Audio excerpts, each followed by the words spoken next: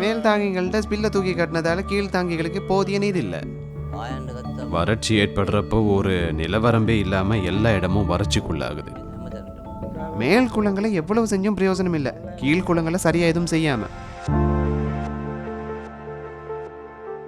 காணி முகாமைத்துவம், விவசாயம் மற்றும் நீர் முகாமைத்துவம் ஆகியன சார்ந்து எழும் பிரச்சினைகளுக்கு அடிப்படை காரணியாக அமைவது இயற்கை வள வரம்புகளாகும்.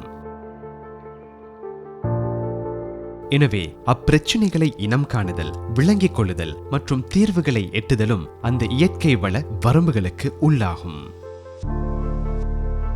தீர்வுகளை நடைமுறைப்படுத்தும் போது நிர்வாக வரைமுறைகளை அடிப்படையாக கொண்டு தேவையான பொறிமுறைகளை நிறுவுதல் நடைமுறை சாத்தியமாவதுடன் அவற்றை பேரம் பேசுதல் இன்றி நடைமுறைப்படுத்த வேண்டும்.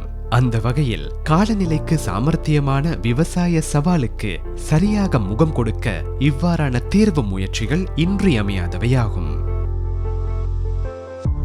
இதற்காக நிறுவனங்களுக்கிடையில் தொடர்புகளை ஏற்படுத்தி தீர்வு பொறிமுறைகளை எட்டுதல் காலநிலைக்கு சாமர்த்தியமான விவசாயத்தினூடாக இடம்பெறுகிறது.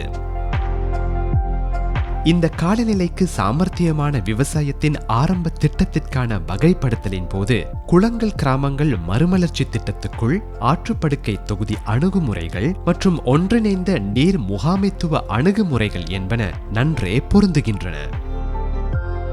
குளங்கள் கிராமங்கள் மறுமலர்ச்சியானது பிரதான 3 நதி வடி நிலங்களுள் இயற்கையாகவே வரம்புகளை கொண்ட ஆற்றுப்படுக்கை தொகுதிகளில் நடைமுறைப்படுத்தப்படும் திட்டம் என்பதுடன் அந்த ஆற்றுப்படுக்கை தொகுதிக்குள் ஒன்றோடு ஒன்று இணைக்கப்பட்டிருக்கும் நீர்ப்பாசன தொகுதிகளையும் கொண்டுள்ளது. குளங்கள் கிராமங்கள் மறுமலர்ச்சி திட்டத்தின் கீழ் மறுசீரமைக்கப்படும் ஆற்றுப்படுக்கை தொகுதிகளை அண்டியதாக காலநிலைக்கு சாமர்த்தியமான விவசாயம் நடைமுறைப்படுத்தப்படுகிறது.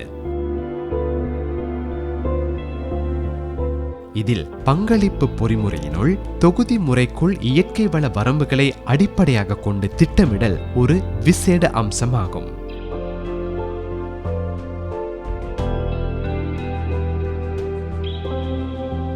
இவ்வாறு தொகுதி முறைக்குள் நடைமுறையாவதால் காலநிலைக்கு சாமர்த்தியமான விவசாயத்தின் பிரதான நோக்கங்கள் நிறைவேறும் என்பதில் எவ்வித ஐயப்பாடும் இல்லை.